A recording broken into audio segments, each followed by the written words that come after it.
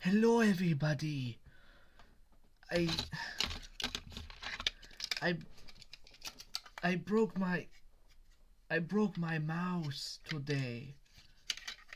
I threw it against my wall really hard, and it exploded into bazillions of pieces.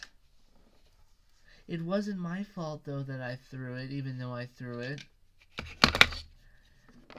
I was just minding my own business, scrolling through my new book, The Dreamworld Saga, coming out soon, and this mouse part fell in, so I couldn't use it. So in my rage, I hurled it at the wall, and it died.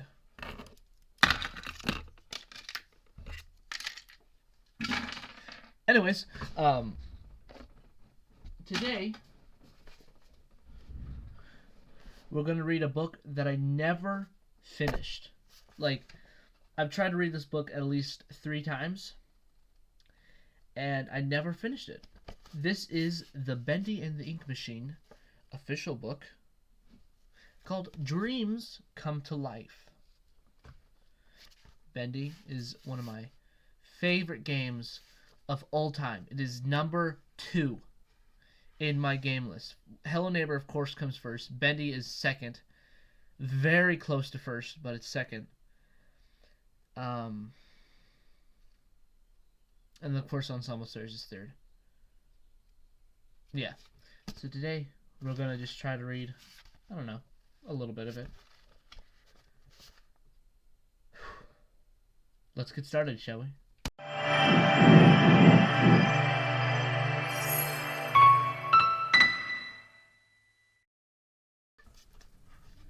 Let's get started. Oh my god. This book's so old, it even has an Mexicone 5. If found, Miss Friggin. My 5th grade teacher. Wow. Dreams Come to Life by Andrea Kress. 2019. Wow. I know this is going to make my editing skills very difficult, but please put a stutter counter. Okay. I see that smile everywhere. It greets me in the darkness suddenly. Around a corner, in my dreams. That big, wide grin. Mouthful of teeth that look flat and even. You never know how sharp they are until you're sliding down his gullet. That little devil darling. I can't escape it. What I'm about to tell you is going to sound unbelievable. I'm no fool. Folks are going to read this and think, I don't know who this buddy guy thinks he is, but he ain't gonna grift me. But I have to write it down. I have to tell this story, even if no one believes me. I have to while there's no time. Before every sound, every creak, I'm looking for that smile. Anyone would say I was going loopy, but I know what's true. I know what I've seen. I know what's happened. You've got to read carefully. Words have never really been my thing, but I gotta use them, because you can't trust drawings. You can't trust drawings. There's a lot of other folks involved. Too many. But if I can protect just one person, just one, from what they've become, what we've all become. If you can find this, Dot, if you can find us, I guess I should begin at the beginning and go on. I don't remember anything at all from this book. I read this I tried to read this in 2019. Chapter 1. Dreams come true, buddy. That's what he said. Mr. Drew was no liar. Probably is, yeah, dreams do come true. But so do nightmares. Package deal. I didn't understand any of that for a long time, to be honest. Dreams came true? For who? Rich folks? Sure. But my family? Dreams were quick breaks between working your hands to the bone every day. I wish I could really capture what the Lower East Side was like the summer of 1946. I wish I could draw a picture of it. The sidewalks melting into the street and seeping into the sewer grates. Steam squiggle lines rising up towards a harsh white sky. Big fat juicy drops of water coming off folks' foreheads. Maybe the word sizzle floating in the air. But I can't draw it. I have to tell it. I'm trying to remember what I learned from you, Dot. How to write a good story. I have to... Shut the hell up. I have to remember what you used to say. To use all the 5 senses, not just sight. Writing isn't drawing. The 5 senses. What are the other 4 again? Right. Sound. Kids laughing and yelling at one another. Adults shouting. Glass breaking and the sound of fists on flesh. Fights always happened when it got this hot. Nothing to do, nowhere to go. And the brain doesn't work. Turns to pink sloppy mush inside your skull, sloshing around and ready to pour out your ears. Touch. Your skin was always slick with sweat and everything under your fingers felt wet because you were wet. There was no way to feel dry. Smell. The air was always stale and still, unable to go up over the sides of the tall tenement buildings. It mostly smelled of piss. Made you want to throw up. Sometimes you did throw up. Oh, that's another one. The smell of throw up. Taste. Taste. Sorry, I can't remember the taste right now. It's too hard. All I could taste is the bitter in my mouth. That lingering taste of ink. Okay, so you get it. It was hot. And it matters you understand that. Because I would have done anything to get out of this kind of hot. Out of this neighborhood. I'd been running between sweatshops for a couple of years now. Ever since Pa died. Ma had taken over sewing the pre-cut fabrics together, and I had dropped out of school and taken over for my cousin Lenny, delivering the finished suits and jackets to the boss, Mr. Schwartz. And then, you know, delivering the new pieces to Ma so she could do it all over again. We needed the cash. And it was the only way I could make Ma smile. I missed that. Ma's smile. Gentle. Calm. This is why I close everything in my house. But someone wanted me to keep the front door open, the windows open. Except I'm closing that. I don't care. So then I just hear annoyances outside.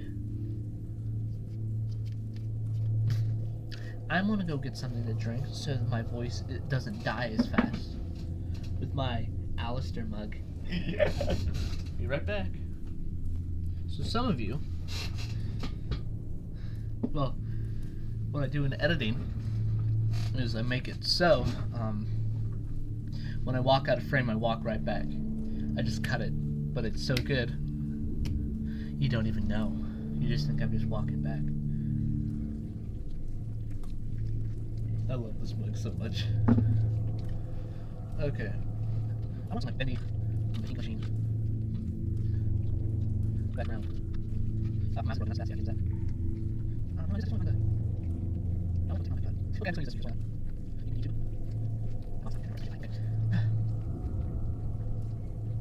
Ma's smile.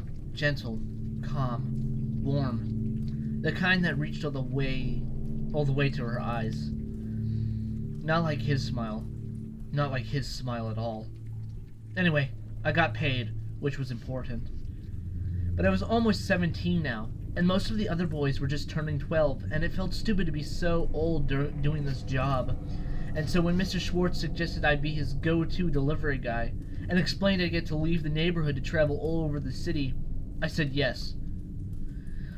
There was green in other parts of the city, trees and stuff, and the fancy neighborhoods didn't smell like piss. And when I brought a finished suit to the Upper East Side, I could take a walk in the park and dip my feet in the boat lake. More important than any of that, I could watch the artists along the mall drawing pictures for tourists. Cartoons. I could watch them closely. This is where the problem started. First off, evidently, artists are temperamental. Hey kid, what do you think you're doing? Just watching, sir. Maybe this time I'd got a bit nearer to the canvas than usual. Get out of here with your watching. It was like getting to go to art school, except I bet at art school the teachers don't chase you away and tell you you're scaring off the customers because you're hovering too close.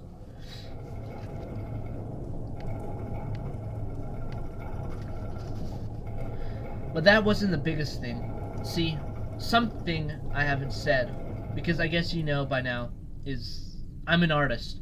Well, now. Then I wasn't. But I wanted to be. Not sure why. Maybe it had something to do with my grandfather I'd never met, who was still back in Poland. I figured he must love art. After all, the one big thing he saved and sent with Ma from the old country, as she called it, was those darn paintings. People always were super surprised to see these huge oil paintings in a small tenement apartment. Alexa, how to say Teneement? Okay, but which language do you want me to translate to? English. You stupid.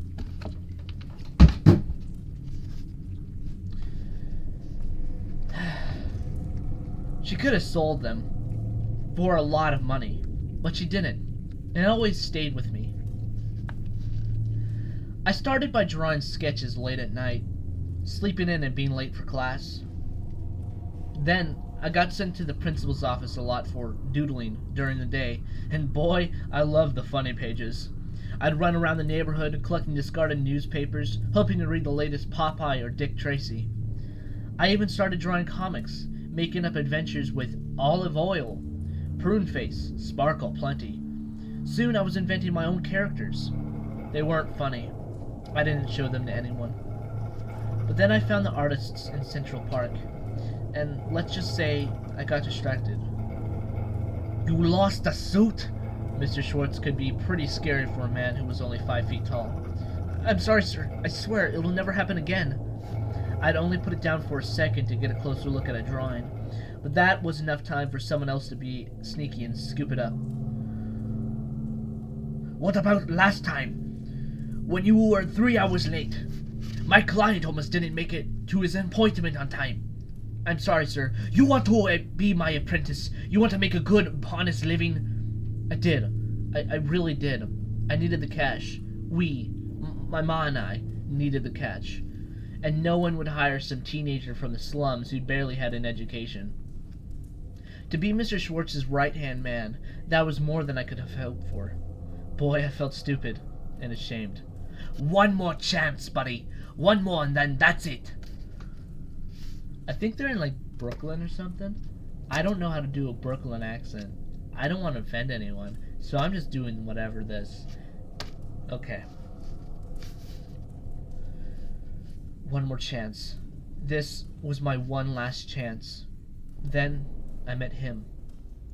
When I first went to his studio to deliver him his suit, the clothing bag slung over my right shoulder, there had been a blackout because of the heat.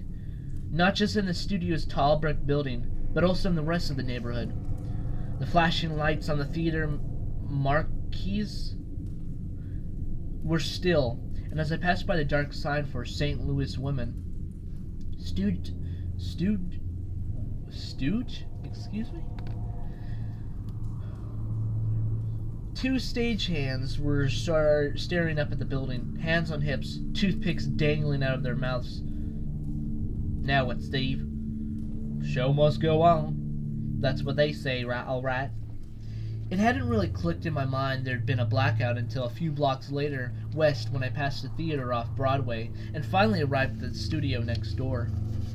I'd been super focused getting there, but I was already late.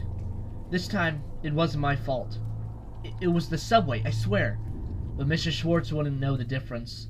I had to make up the time, so as I was walking fast, not really noticing much of the world around me. But when I stepped into the muddy dark, it jarred me back to reality. And I stopped and just stood there. It was so black you couldn't really tell which way was up. Then, suddenly, it was super bright, like someone was shining a light right at me. I held up my hand and the light flew off my face, and I watched as the beam scanned the room until it found a gray-haired older woman sitting behind a huge desk. I jumped, surprised to see her just appear like that. "Gosh dang it, Norman," she said, squeezing her eyes shut behind the lenses of her oversized glasses. "Projector's gone out," said Norman in a gruff voice. "In case you hadn't noticed, the power's out everywhere. Get that flashlight out of my eyes." There was a pause, and then everything went black again with a click. Blacker, I should say. Blacker. After the glare from the direct light, it was like not just the flashlight was turned off, but my eyes too. It gave me shivers up my spine. I didn't know what to do. I had to deliver this suit already. I thought I could remember where the desk was, so maybe I could just stumble toward it. Okay, hold on. Since these are actual characters that are in the game, I need to listen to some of the audio recordings.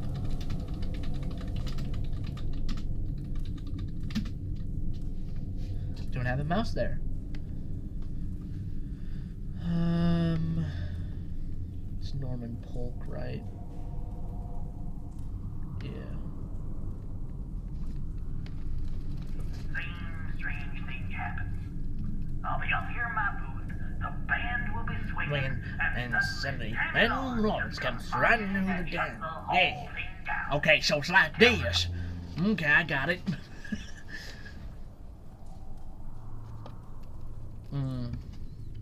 Who's the kid? Asked Norman from nowhere. I don't know, Norman. There was the sound of a match scratching the surface, and then that whoomph of a flame coming alive. I don't know, Norman. Okay, it's an old lady. The old woman's face was distorted grotesquely, with long, drawn-out shadows drooping down as she lit a lantern in her hand. And then there was a light.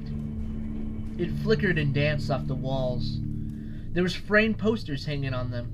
They looked like movie posters, but cartoons. And of one character in particular. He was real smiley. I wanted to take a closer look. Where was I? What was this place? Why did the character kind of look familiar? Okay, I see you now. What do you want, little boy? I see now. What do you want, little boy? No, just what do you want? Asked the woman sitting down, so low behind the desk, only her glasses and top of her head were visible. It wasn't complicated, but I'd forgotten who I was delivering to and looked down, fumbling with the black clothing bag in my arms to find the name. Come closer. Can't hear a dang word you're saying. Dude, I'm just going randomized with this lady's voice. Damn. Her hand appeared over the top of the desk and gave me a sharp wave to come over. I did, while still searching for the name tag. I have a suit, I said, trying to buy time. Uh-huh, said the woman. Finally, I found the tag. This was the first time his name ever made any kind of impression on me. The first time it meant something. All that had mattered up until then was to get into the... Take two. All that had mattered up until then was to get it to the studio on time, to not get fired. That was an important part. So I knew the address, I knew it was on Broadway, but the name of the guy hadn't been anything I saw in my mind's eyes. Hadn't pictured it. Come on, kid, I haven't got all day. Sticking with that. Joey Drew, I said. I'm looking for a Mr. Joey Drew. Who's looking for him? No. Who's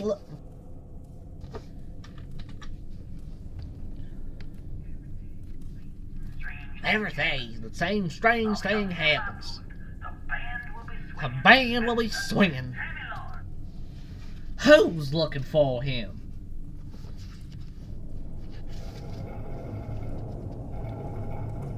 Asked Norman, his voice filled with suspicion.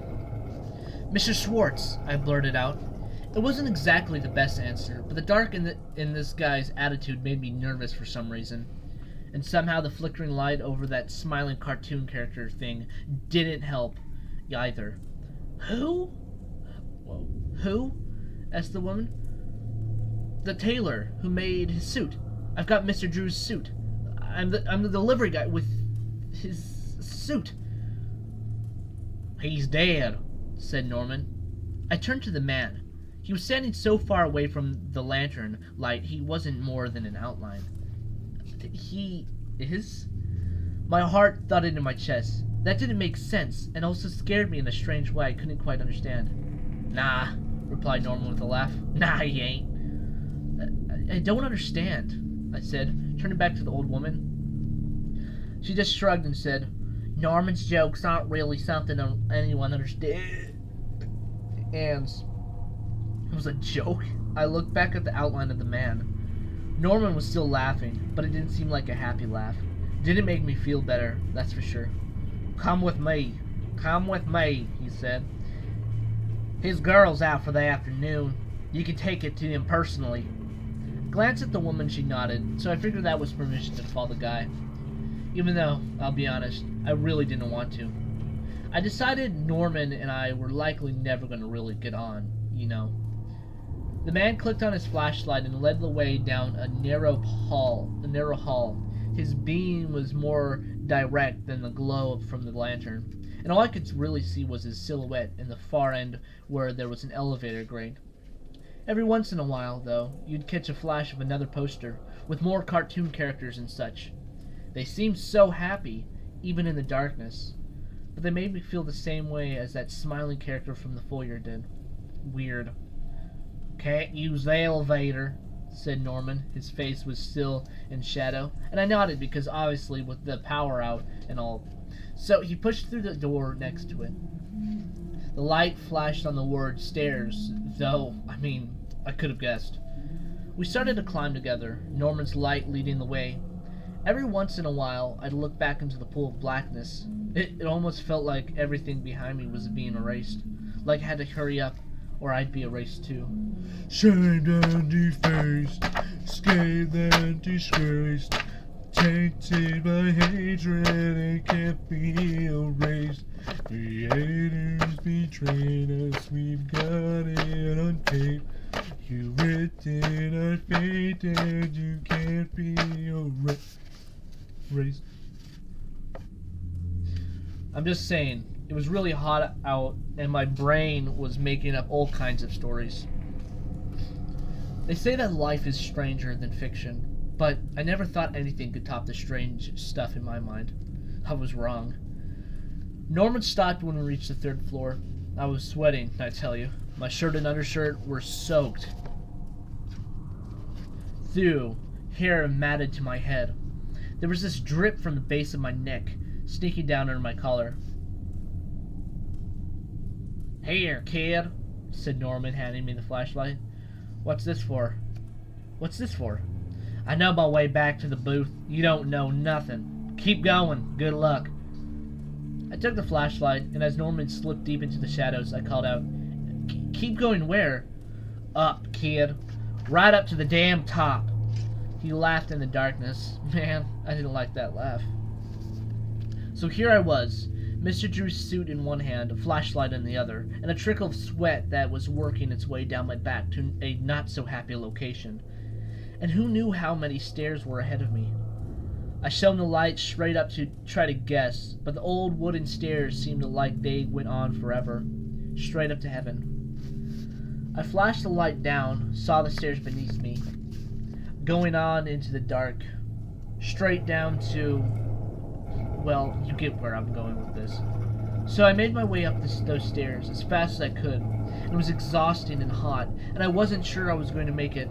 And maybe it was because of the stairs that any of this happened, because I'll tell you, when I got to the top and came out of the doors, and the air was even thicker all the way up there, the way the heat rises and all, I just collapsed, fell right onto the floor, didn't pass out, just fell, hard, and with this loud boom, and I guess Mr. Drew heard it because he came out of his office. Hey, what's with the racket? Even in my woozy state, his voice impressed me. It was so sure of itself, and friendly.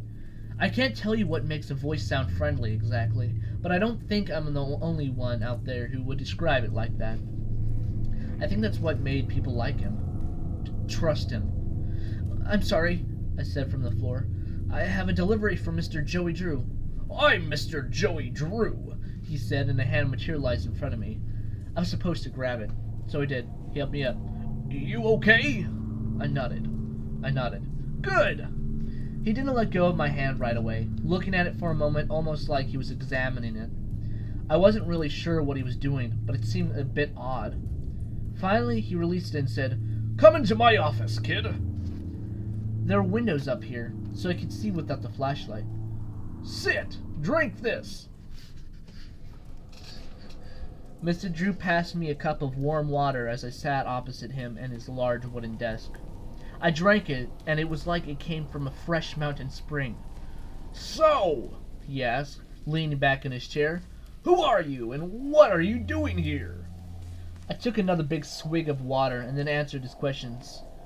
I'm a delivery guy for Mr. Schwartz. I brought you your suit. Ah! Said Mr. Drew, slamming his hand hard on his desk and making me jump. Oh my god, this light is like blinding me.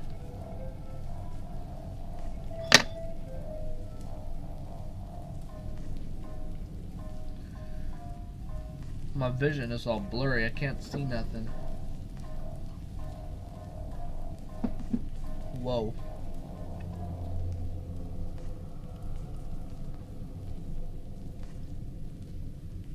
What was that? Why was my camera flashing so much? Okay.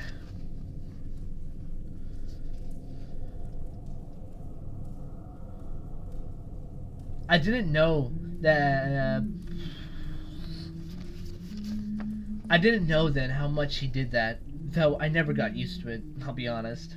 That's the suit! Fantastic! Oh. So, that's the suit! Fantastic! Pass it over! Oh, shit.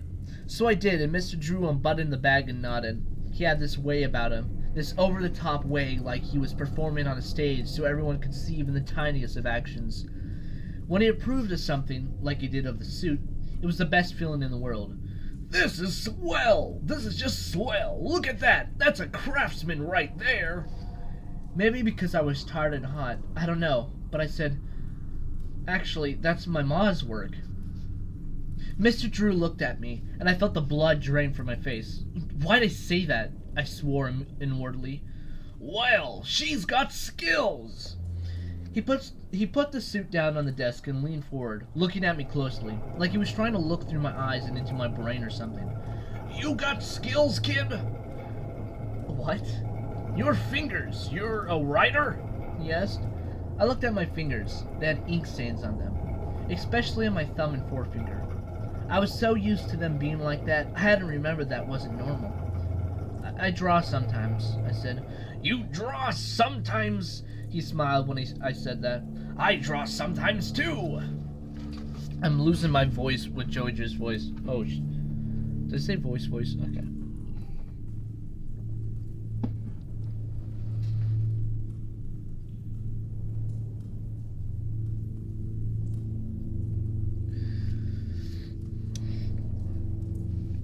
He smiled when I said that. Oh, shit. It was then I actually looked around his office. I was feeling a bit more myself now and was able to take it all in. The shelves of books and papers, the ink wells everywhere, a drafting table in the corner, and more posters. But not just posters, sketches, unfinished drawings with unreadable words next to them, arrows, cross-throughs. It was like a wallpaper. There was so much of it all over everywhere. Everything. And the big desk that took up almost the whole back wall, covered in more paper, and books, and one tall glass award for something, and a framed picture of some cartoon characters signed with the name Henry Stein. Wow, I said, couldn't help myself. I get the feeling about people, kid. I get feelings. I just know something. He handed me a piece of paper with a sketch of the small cartoons from downstairs. What do you see? I looked closer at it. The character didn't seem human. His body was basically an oval with spindly legs and arms coming out of it. But he wore black boots and white gloves. Had a bow tie and everything. His face was round, and he had 2 big black eyes, but no nose. And that grin, that wide, toothy grin. I see a mischief maker, someone who has a lot of fun and gets in a lot of trouble, but that's okay. I glanced up at Mr. Drew. He was smiling almost like the drawing. Yes, He said, pointing a finger at me. exactly. You know how many people just see a cartoon? But you get it. Oh, God.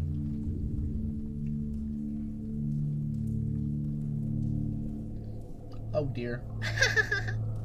I nodded. Sure, I thought. I guess.